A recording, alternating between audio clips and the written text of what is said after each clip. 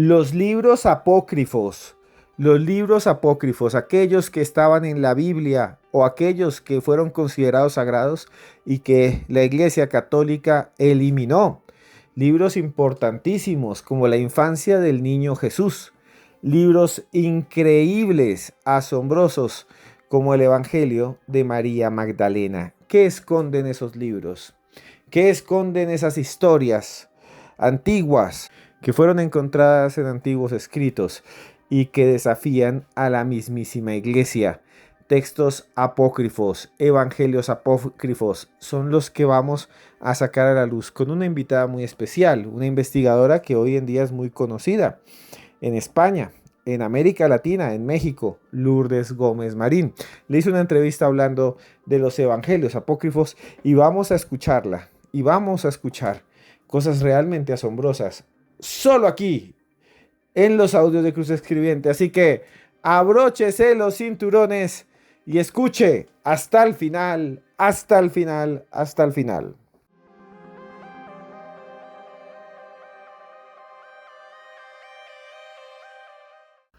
Los libros apócrifos son textos antiguos de tema religioso espiritual que no fueron incluidos en el canon oficial de la Biblia, aunque muchos circulan y eran leídos por antiguas comunidades judías y cristianas que consideraban que eran reales, que eran palabra de Dios. La Iglesia Católica se reunió y eliminó algunos de esos libros porque considera que no eran relevantes o que eran falsos o que eran parte de falsas doctrinas. Pero esto es sorprendente porque muchos de esos libros, escuchen muy bien, son más antiguos que los evangelios de la Biblia. Por ejemplo, el libro de Enoc, el libro de Tobías, el libro de Judith, el libro de la sabiduría de Salomón. Y todos dicen cosas interesantes.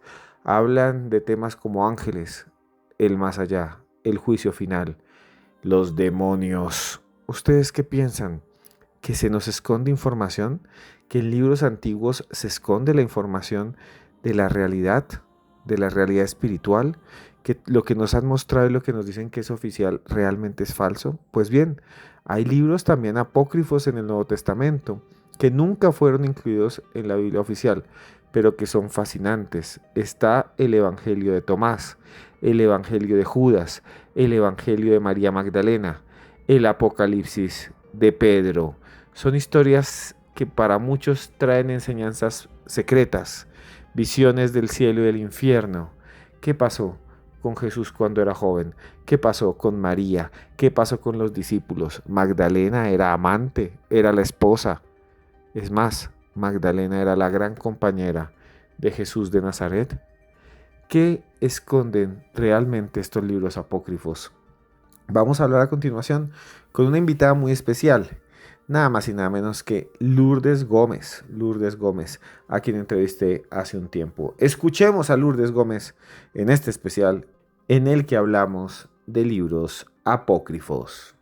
Así es un tema fascinante el de los libros o evangelios apócrifos. Son textos que no fueron seleccionados por la Iglesia para que formen parte del canon oficial de la Biblia, pero que, como bien decías, tienen una gran antigüedad. En ocasiones incluso son todavía más antiguos que los propios evangelios canónicos de la Biblia. Entonces, la palabra apócrifo se le ha dado históricamente un sentido negativo. Apócrifo como falso, y esto no es así.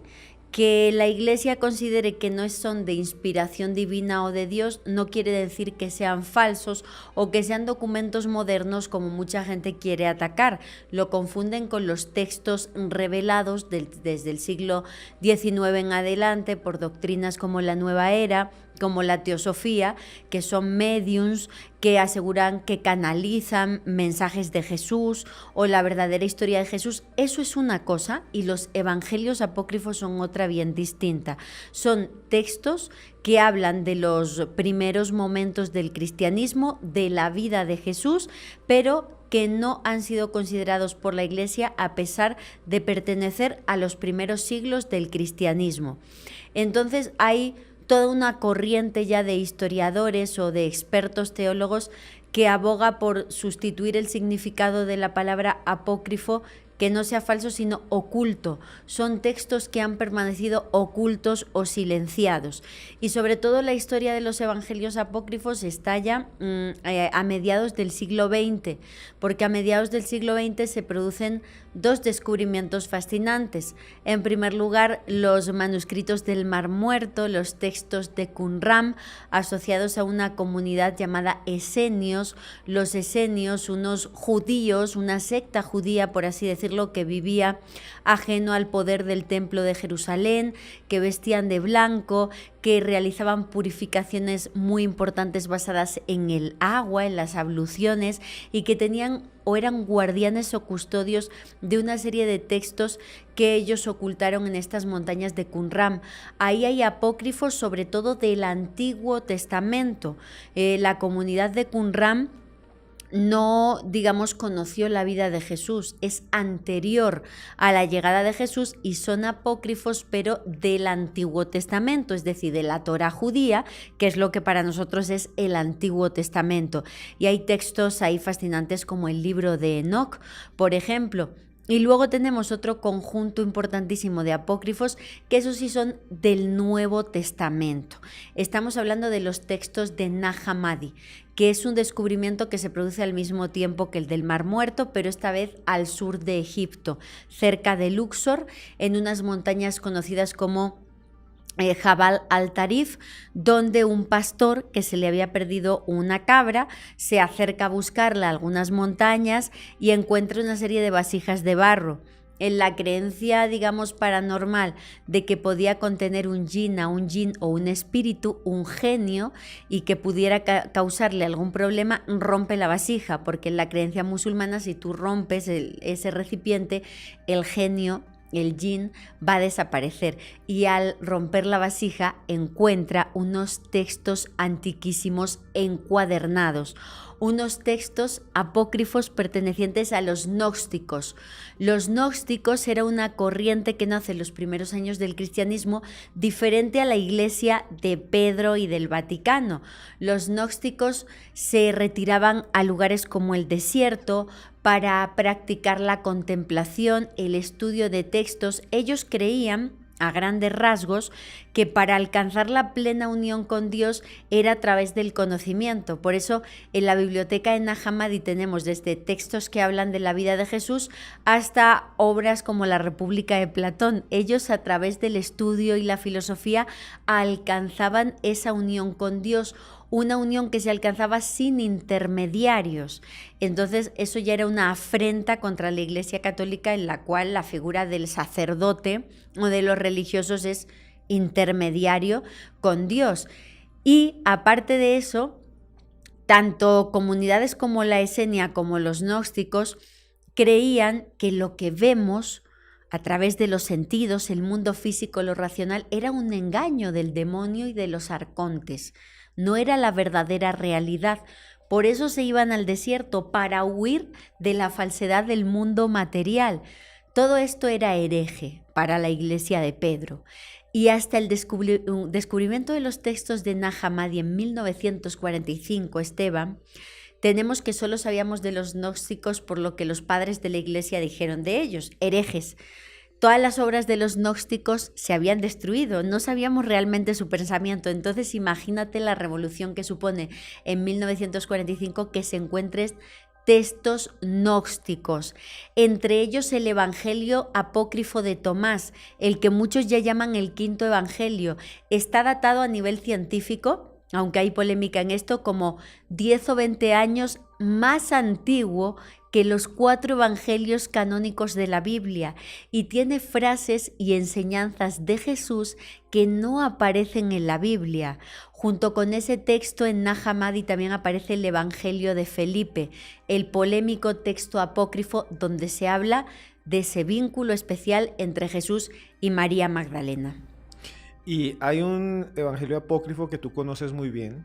Se me ocurrió ahora esta pregunta escuchando todo lo que nos has contado, que es bastante enigmático porque de alguna manera narra una de esas grandes lagunas de la historia, uno de esos grandes misterios de la historia, que es la infancia de Jesucristo, la infancia misma de Jesús de Nazaret. Antes de convertirse en un gran líder religioso, después de nacer milagrosamente. Jesús, como niño, según ese apócrifo, tuvo unas relaciones con otros niños que son realmente extrañas.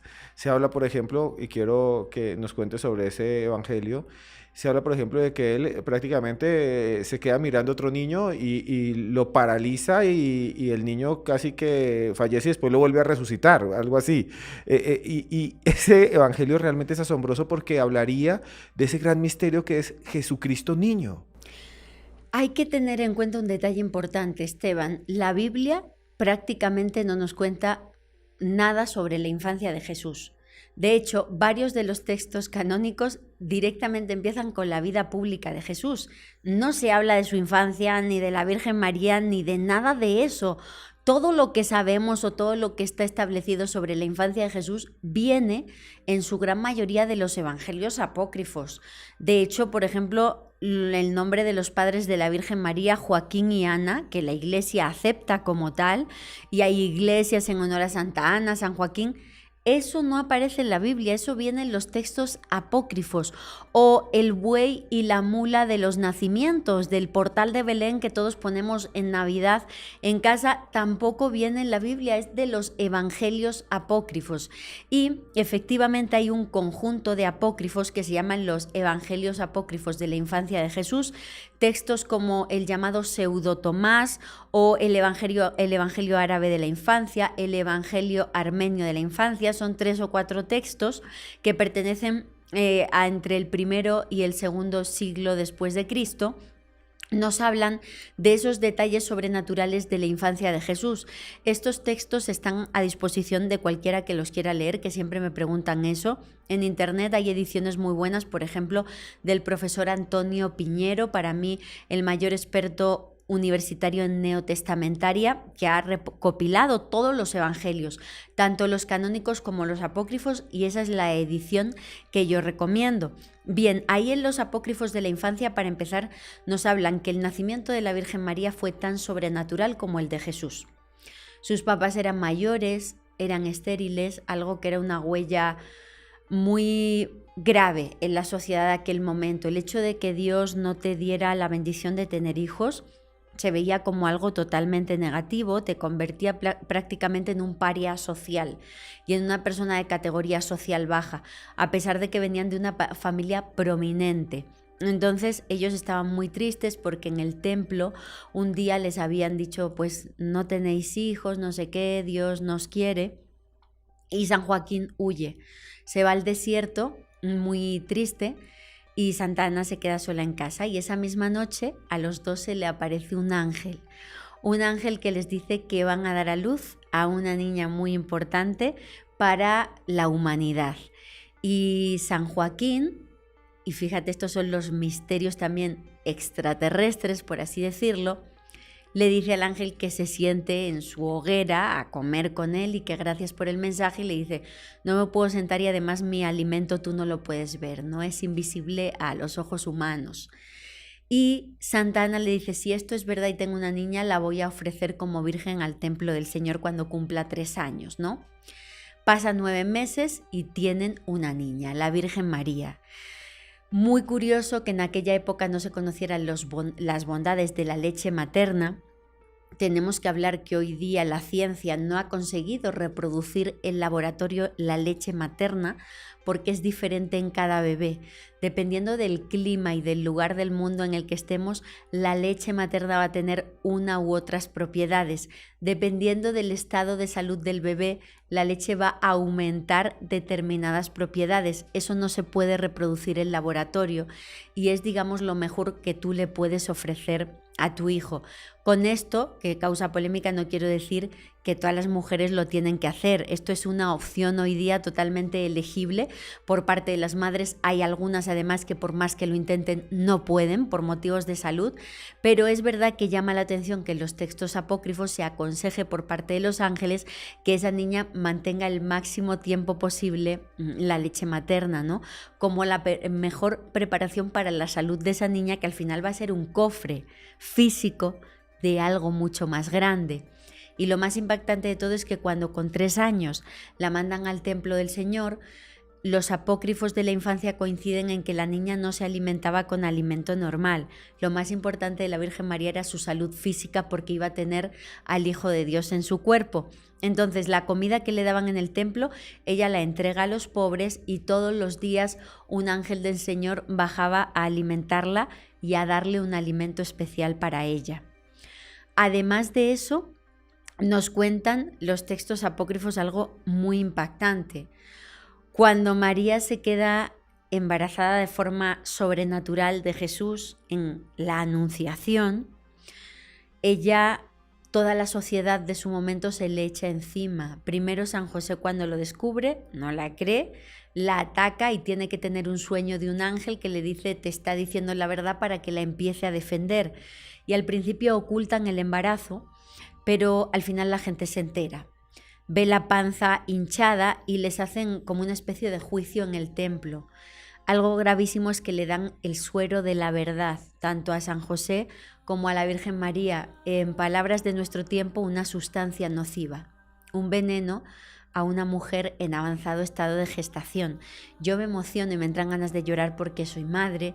Una, cuando está embarazada, se siente totalmente frágil, y el hecho de que la gente quiera ver la historia bíblica fuera del contexto que estamos hablando, que es una mujer judía de hace 2000 años. Si la vida para una mujer es difícil en esta época, en esa parte del mundo, imaginemos hace 2000 años, cuando a María, sin haber tenido relaciones, ven que está embarazada, le administran un veneno y le dicen, si está diciendo la verdad, Dios le salvará, y si no, se hará justicia.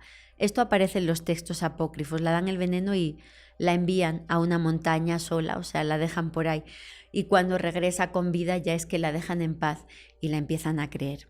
Es muy fuerte y muy impactante, y repito, viene en los textos árabes de la infancia. Y cuando ya viene el momento de que nazca el niño Jesús, no se muestra en los apócrifos como un nacimiento, sino con lo que en las palabras modernas podríamos decir materialización. San José, nos dicen estos textos, la deja en una cueva junto con sus hijos, los hijos de San José. Él era viudo, tenía hijos con dolores de parto, y se va a buscar a una partera judía.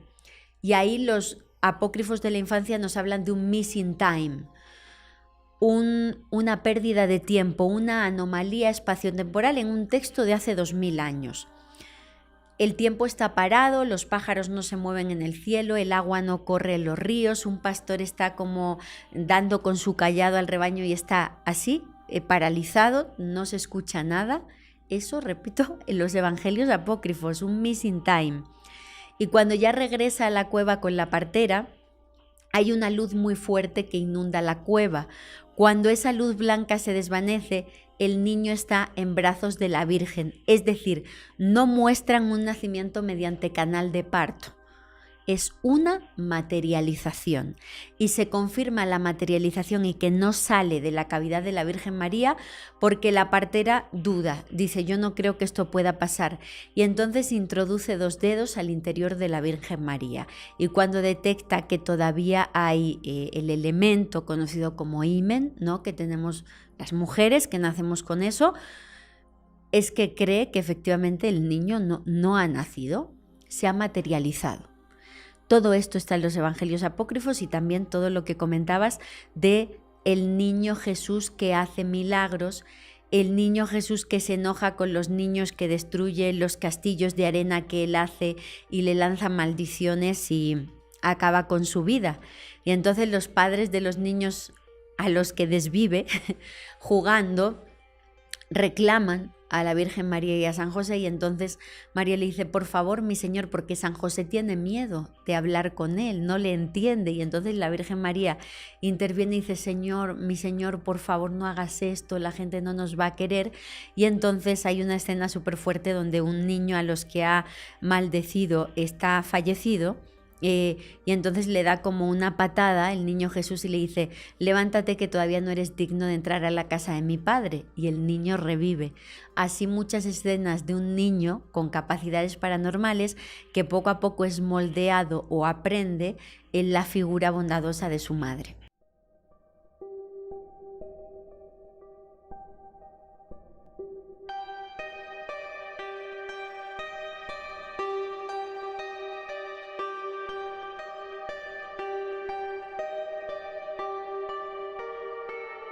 Los secretos de los libros apócrifos, los libros excluidos, los libros que para muchos son las verdaderas enseñanzas. La palabra apócrifo viene del griego apócrifos, que significa oculto. Es lo que se mantiene escondido aparte. No necesariamente quiere decir falso, sino no reconocido oficialmente. En la actualidad estos libros, muchos de ellos son antiguos, más antiguos que los libros de la Biblia, y como escuchamos de Lourdes, se hablaba de cosas sorprendentes, como de la infancia de Jesús de Nazaret, como por ejemplo del juicio final, como de lo que iba a suceder en el futuro. Y estos libros también nos darían algo determinante en el futuro, la profecía, ¿sí? Muchos de esos libros, para muchos sabios, exégetas y teólogos, contienen enseñanzas secretas, enseñanzas que tal vez hablan de nuestro futuro, de ese futuro anticipado por antiguos profetas, los locos de la montaña, los que veían visiones, los que podían hablar con Dios. Hoy en día le llamaríamos dementes. En el pasado serían tocados por la divinidad. Muchos de ellos dejaron sus textos. Está el libro de Judith, por ejemplo, y otros más. Podemos hacer un podcast solo sobre el libro de Judith, si quieren, más adelante. Si quieren, que es uno de los textos más antiguos y habla de cosas realmente sorprendentes. Se dice que se compuso en el siglo II. Pero bueno, si quieren que hagamos un podcast solo sobre el libro de Judith y sus revelaciones, escríbanmelo aquí abajo. Por ahora, seguimos aquí con esta otra parte de la entrevista que hicimos nada más y nada menos que a Lourdes Gómez en este especial de libros apócrifos aquí en los audios de Cruz Escribiente. Hay una historia que se repite mucho sobre los apócrifos y de la infancia de Jesús, que habla, por ejemplo, de que veía un pájaro muerto y le colocaba las manos encima y lo resucitaba. Es realmente impresionante porque hay muchas historias paranormales de ese niño que la iglesia nunca ha aceptado como parte del canon. O sea, es como si no existiera la infancia de Jesús, como si se ocultara mejor la infancia de Jesús, porque no es conveniente que esos escritos que muestran un niño que no es completamente bueno, sino que es también caprichoso, que es incluso, podríamos decir, a veces malvado. ¿Cómo puede ser Jesús malvado en algún momento de su vida? Pues ocurre, es un niño siendo niño, peleándose con otros niños, cuando de repente, como digo, le destruyen sus canales de agua o las construcciones de arena que está haciendo. Es un niño que de repente ya no va a la escuela porque los profesores se sienten atacados porque les corrige, porque parece que canaliza, dicen incluso, pronuncia palabras que no parece que vienen de él, como que las está repitiendo de alguien que se las está dictando. Un niño que además hace curaciones extraordinarias, de mordeduras de serpientes, de cántaros de agua que se rompen y es capaz de recoger el agua, de pájaros a los que le otorga vida. Incluso hay una escena de un niño al que él y la Virgen María observan que ataca en el costado, creo que le da una especie de arañazo al niño Jesús, y entonces él dice, la Virgen María interviene, le curan porque está endemoniado, y luego nos dicen que será Judas Iscariote el que más tarde entregará a Jesús, ¿no? Entonces son cosas que aparecen en la escena de Jesús, o por ejemplo que con el agua con el que bañaban al niño Jesús se realizaban curaciones durante la estancia de la Sagrada Familia en Egipto, con los pañales del niño Jesús se obraban milagros. La Virgen María en los apócrifos entrega un pañal del niño Jesús a los Reyes Magos, que lo veneran como un regalo muy valioso y tratan de quemarlo en holocausto para Dios y no arde. Ese tipo de cosas que dan lugar luego a reliquias de nuestro tiempo nos hablan de esa infancia de un niño que sí nace con divinidad, pero que es moldeado, ¿no?, por el ejemplo de su madre. Esto es importantísimo incluso desde el punto de vista de las creencias de nuestro tiempo. Jesús pudo cometer errores en la infancia. Jesús es tentado y reconoce haber sido tentado por el demonio durante 40 días de exilio en el desierto.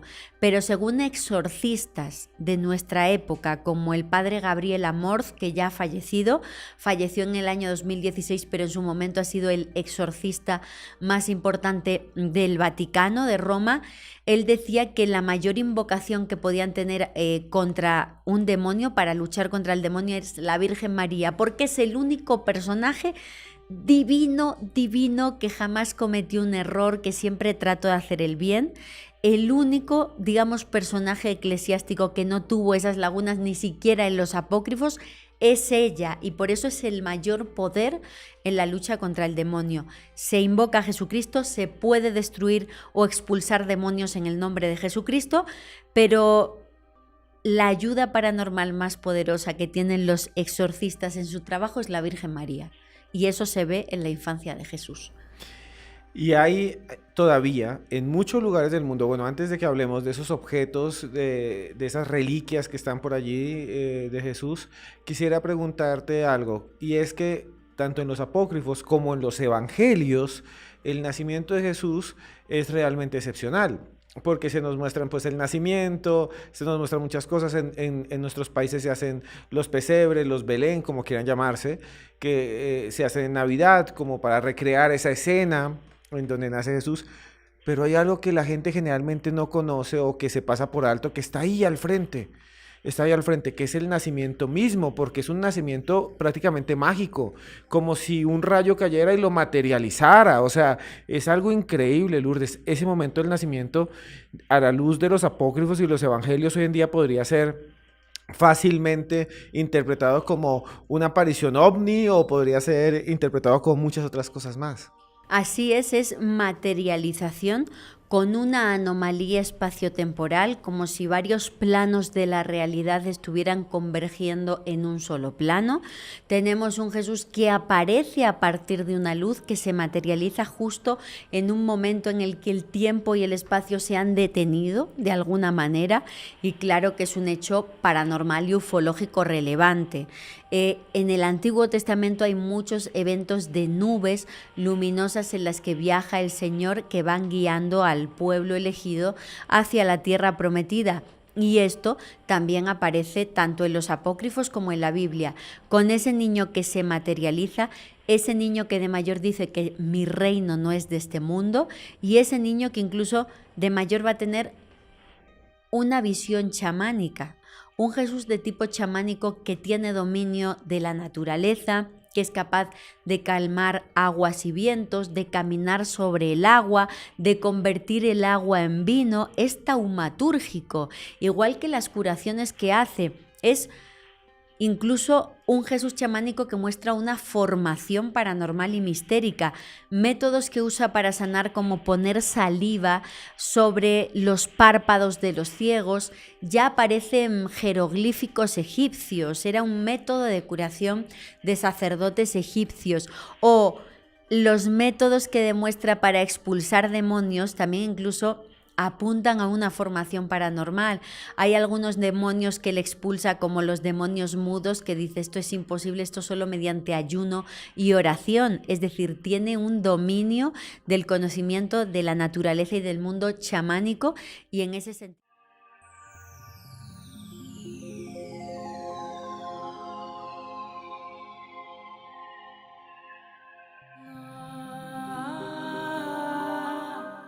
Libros ocultos, libros secretos, libros que esconden extrañas profecías, extraños presagios.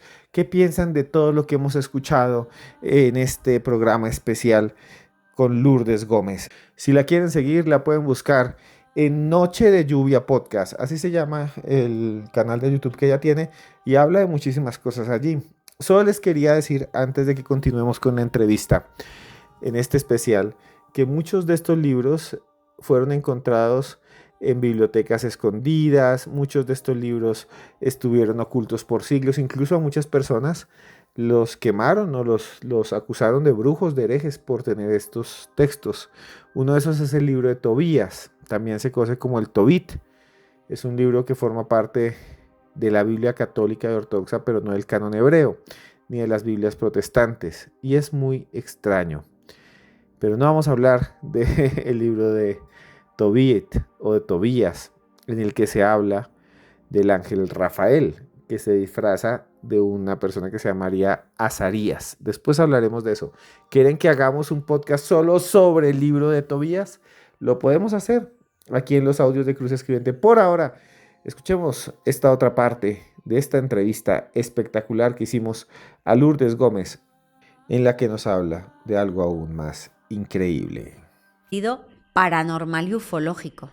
Claro, y hay algo que aparece allí que también es importantísimo, hay un evangelio incluso que se le adjudica a María Magdalena, el evangelio de María Magdalena, y ahí también aparece un Jesús diferente, adolescente, joven en algún momento, porque hay una gran laguna, vuelvo a decir, la laguna entre el nacimiento y el Jesús ya predicador, que camina por toda Samaria, que camina por toda Galilea, que va predicando con el grupo de los 12, pero en esa laguna está el Jesucristo niño y el Jesucristo adolescente, el joven.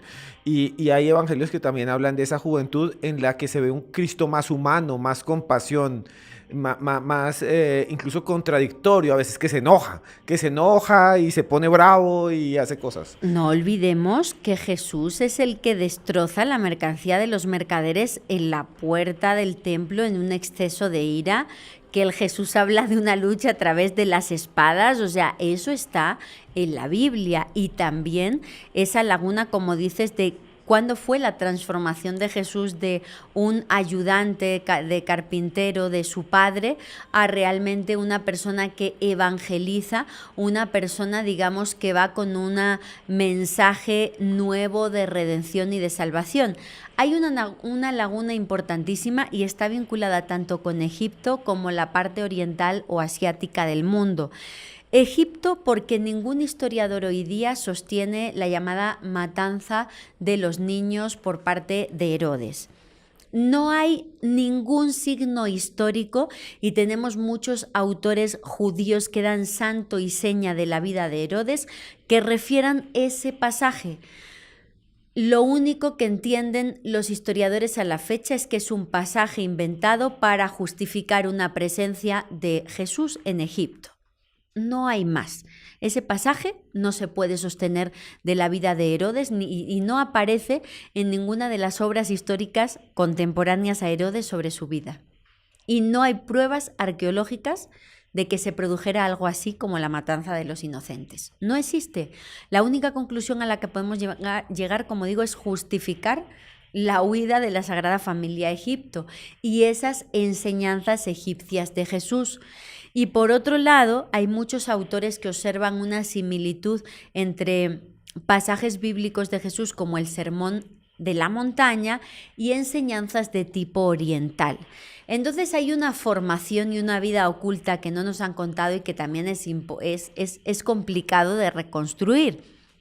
Pero qué duda cabe que Jesús era mucho más que su mensaje o su vida pública, que es lo único que nos cuenta la Biblia, ¿no? O la salvación que se produce y la redención de toda la humanidad a partir de su sacrificio.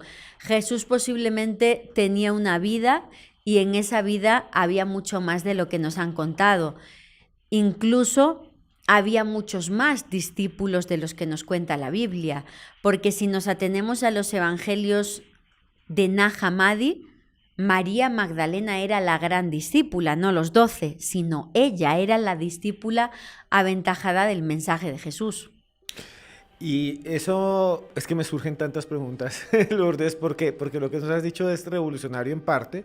Es como si la iglesia hubiera borrado a María Magdalena y la hubiera sustituido, no sustituido, pero le hubiera puesto a Pedro en el papel de María Magdalena. O sea, María Magdalena sería la segunda de Cristo y no Pedro, sino que la han ido borrando, incluso se le ha colocado como si fuera una prostituta cuando nunca lo fue. O sea, no existe ninguna evidencia ni ningún texto de la época que diga que ella era una trabajadora sexual. Ninguna. María Magdalena aparece en 3 momentos de la Biblia. En primer lugar, como una mujer que proveía la vida pública de Jesús, es decir, una mujer con dinero que sostenía esos viajes de evangelización, una de las mujeres que acompañaban a Jesús en estos viajes para predicar el Evangelio. Y dice la Biblia que proveía materialmente a Jesús y que Jesús había expulsado de ella 7 demonios. Eso es la primera referencia a María Magdalena en la Biblia. Lo siguiente es que está en uno de los momentos más importantes del Nuevo Testamento, en la crucifixión. Es una de las mujeres que acompaña a la Virgen María y que presencia en ese momento.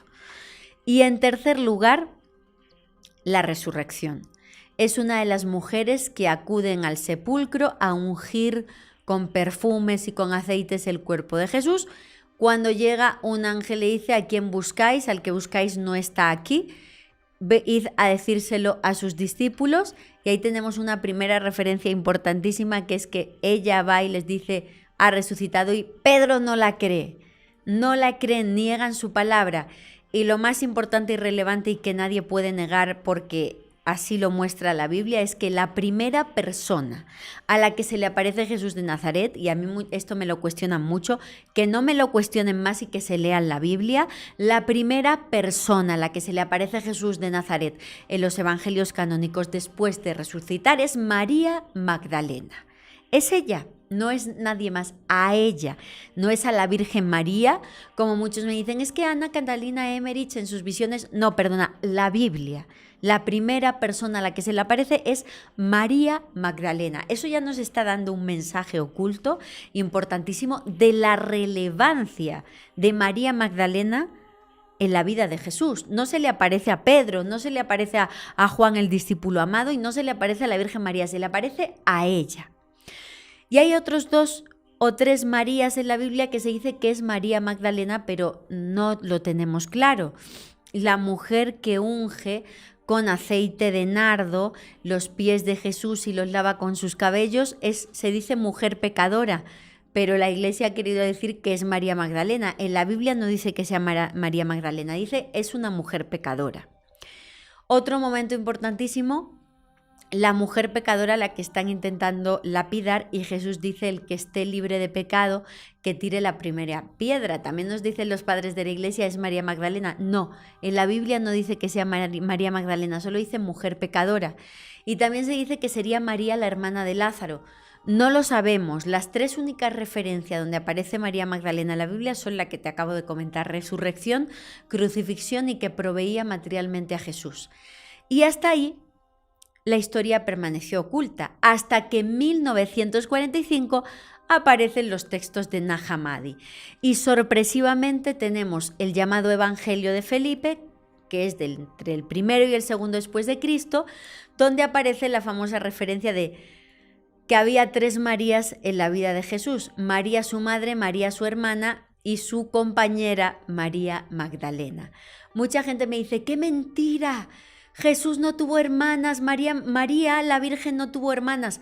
Sí, perdona, el texto apócrifo se está refiriendo a María de Cleofás, que es una mujer que aparece en las Sagradas Escrituras y es una hermana de crianza de la Virgen María. La Virgen María es entregada al templo con 3 años. Sus padres se quedan muy tristes y crían a otra niña, que es la María de Cleofás. Por eso dice acertadamente el texto: María es su madre y María es su hermana, la hermana de su madre, y María es su compañera. Aunque la mayoría de gente hable que el lenguaje que Jesús utilizó es el arameo y esté lleno internet y YouTube del Padre Nuestro en arameo y el poder del arameo, el texto de las Sagradas Escrituras es el griego. Era el texto importante en el que se escribía en la época. Entonces, la Biblia y los textos más antiguos que tenemos del Nuevo Testamento están escritos en griego. Y la palabra griega original que dice compañera de Jesús en ese Evangelio de Felipe es koinonos. Si hablamos con los expertos en el griego antiguo, como Antonio Piñero, koinonos significa compañera de tipo marital o sexual. Esa es la verdad, eso es lo que significa la palabra koinonos. Y ahí empieza la gran polémica de quién es realmente María Magdalena. En ese mismo texto, en el Evangelio de Felipe, no solo hay esa referencia, se dice: Jesús la amaba más que al resto y a menudo la besaba y hay una mancha en el texto. No sabemos en dónde la besaba. Dan Brown, en su recurso literario, porque lo que hace en el Código da Vinci es una novela, dice, la besaba frecuentemente en la boca. Lo cierto es que en el texto original de Nag Hammadi dice, Jesús la amaba más que al resto de sus discípulos y la besaba frecuentemente y hay una mancha en el texto. Puede ser en la mano, puede ser en la boca, puede ser en la mejilla. Es cierto que la mayoría de expertos creen que rellenaríamos esa mancha con la palabra boca. ¿Por qué? Porque en el lenguaje gnóstico, y el Evangelio de Felipe es un texto gnóstico, besar es transmitir conocimiento. Y tenemos otro texto gnóstico de Nag Hammadi, que es el Apocalipsis de Santiago, que es un texto escrito por un hermano de Jesús, donde dice, Santiago, el hermano de Jesús, y me besó en la boca y me dijo, te voy a revelar conocimientos que no conocen ni los arcontes en la tierra, ni lo conocen en los cielos. Entonces ahí tenemos una súper referencia de que besar en la boca en el texto gnóstico es transmitir conocimiento. Y es posible que ese beso en la boca de la amaba más que a los otros discípulos y a menudo la besaba en la boca, está diciendo que la revelaba conocimiento que los otros no entendían, porque el propio Evangelio de Felipe dice más adelante, y entonces los discípulos se preguntan, ¿y por qué Y le preguntan a Jesús, ¿y por qué la amas más que a nosotros? Pedro, sobre todo, que era el más molesto con esta situación. Y Jesús le decía, ¿y por qué la amo más que a vosotros? Es decir, pregúntate por qué no estás asumiendo el conocimiento que ella sí es capaz de asumir. Ella estaba más avanzada en las enseñanzas que los otros. Y luego tenemos efectivamente ese texto que no es de la biblioteca de Nag Hammadi, que aparece en el Cairo en los años 80, que es el libro de María Magdalena, donde nos muestran qué pasa después de la crucifixión. Los discípulos tienen que salir a evangelizar y tienen mucho miedo de correr la misma suerte que Jesús. Están atenazados por el miedo y entonces María Magdalena tiene una visión en la que Jesús le dice que ánimo y que tienen que salir a predicar.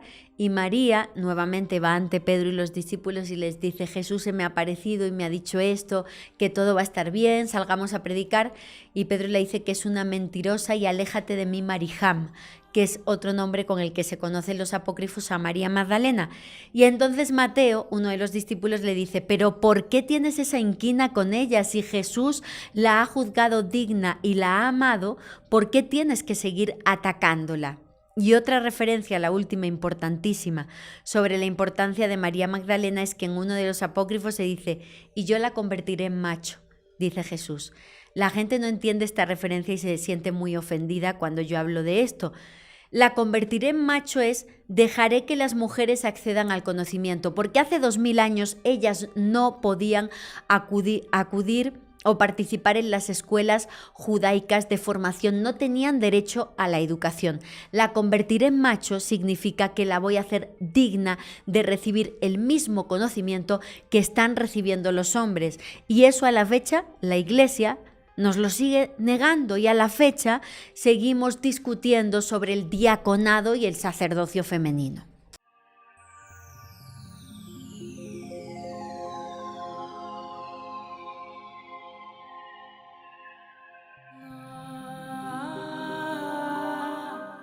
No sé qué piensan ustedes de lo que acaban de escuchar, de los libros apócrifos, de esa gran cantidad de volúmenes perdidos en la larga noche de los tiempos que supuestamente dicen cosas que no están en el canon oficial de la religión, cosas que tal vez cambiarían toda la historia. Hablamos y escuchamos a Lourdes Gómez, una amiga excelente, alguien que ha estado con nosotros durante mucho tiempo, en muchas oportunidades, y que nos explica detalladamente los misterios de esas extrañas inscripciones. Pero bueno, hay casos realmente sorprendentes de libros alrededor del mundo. Hay casos realmente increíbles de libros, y les recomiendo entonces otro podcast que hicimos aquí con el señor Tulio Fernández sobre libros extraños. Lo pueden buscar ahí con el invitado que tuvimos en ese momento que se llama Tulio Fernández, que a propósito hace poco también hicimos con él un podcast sobre los vikingos. Pero bueno, quería contarles, también nosotros tuvimos hace mucho tiempo un programa de televisión en Colombia, un programa de televisión que se llamaba Más Allá. En ese programa yo presentaba casos increíbles, casos de misterio. Nos iba muy bien en Más Allá, nos iba muy bien en ese programa, lo veía mucha gente, pero todo cambia, todo se va transformando y ya casi no hay en este momento en el mundo personas que vean televisión. Ya la mayoría de gente ve YouTube, escucha Spotify, como usted tal vez nos está escuchando, y entonces el programa se acabó. Con mucho esfuerzo, ahora tenemos un nuevo canal de YouTube en donde presentamos Más Allá nuevamente. Y si ustedes lo quieren ver, solo tienen que escribir Más Allá Podcast en YouTube, y ahí enseguida ustedes pueden ver ahí unos episodios que hemos hecho que son realmente impactantes, y en especial uno que hicimos sobre vida después de la muerte. Entrevistamos a una doctora, su nombre Luchita Cano.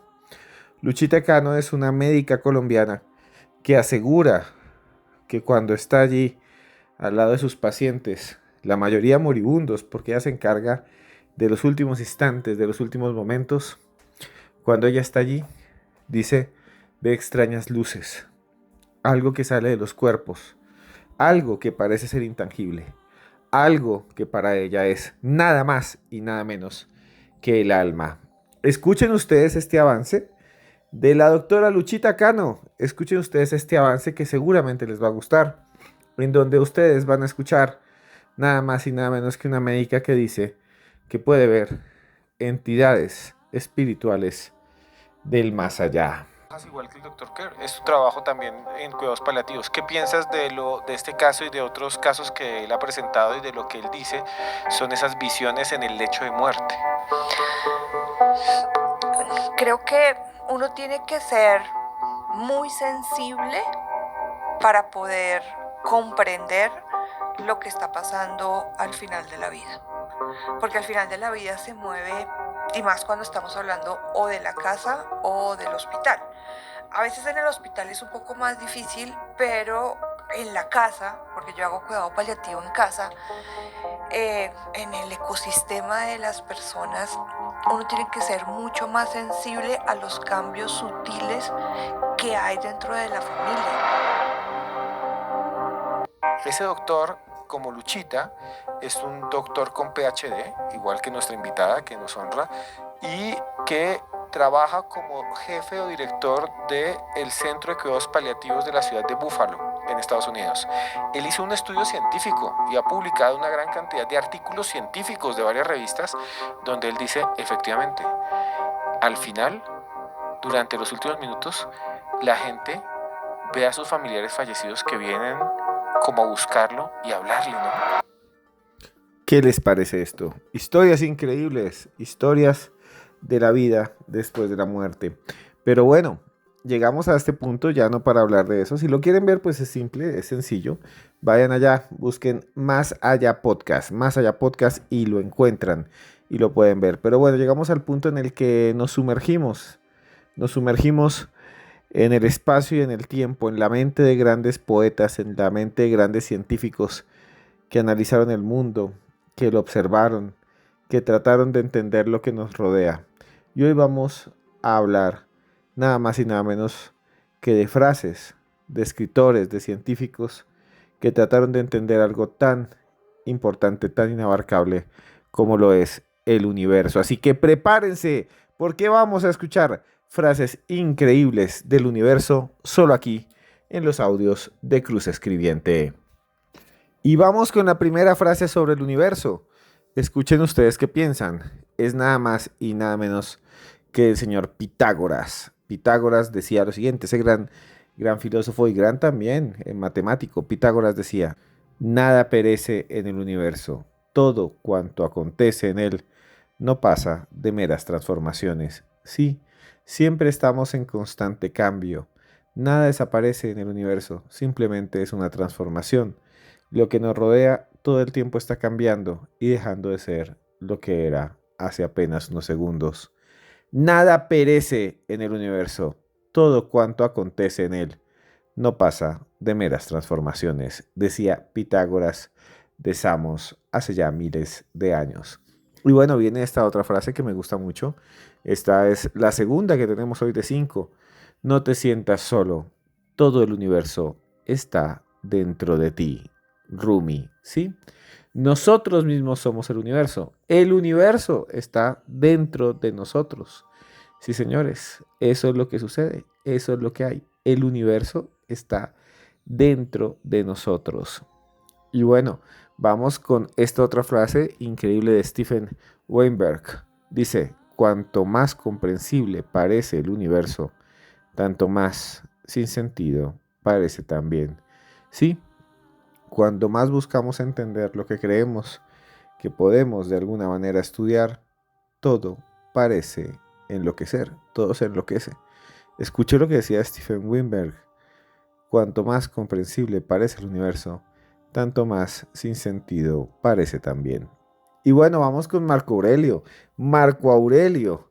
Vamos al mundo romano. En ese tiempo también veían las estrellas, veían el cielo y trataban de entender lo que había allí. Y él decía, aquel que vive en armonía consigo mismo, vive en armonía con el universo. ¿Sí? Si sabes convivir contigo mismo, puedes hacerlo con los demás. Eso es lo que dice en el fondo el señor Marco Aurelio. No sé ustedes qué piensan. Voy a repetirla porque ya vamos con la última frase. Con la última frase de este programa que hemos hecho sobre libros apócrifos con Lourdes Gómez.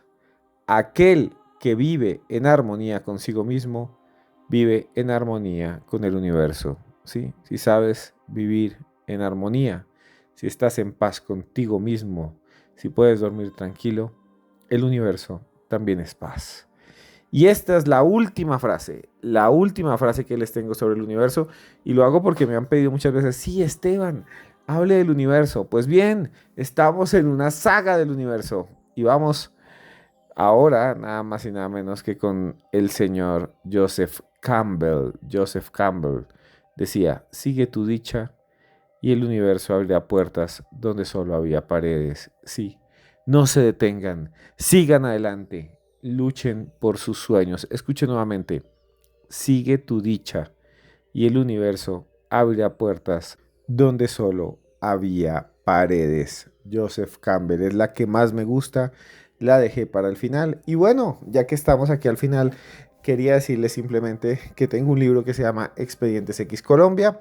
Si les interesa, ahí está en ese libro. Están representados muchos de los casos que hemos presentado aquí en los audios de Cruz Escribiente. Gracias por escuchar a Lourdes, gracias por escucharme a mí. De todas maneras, si algo no les gustó, les pido disculpas. Y recuerden que a ustedes, estén donde estén, realmente donde estén, yo, Esteban Cruz, les quiero decir que de verdad y de todo corazón, los quiero mucho.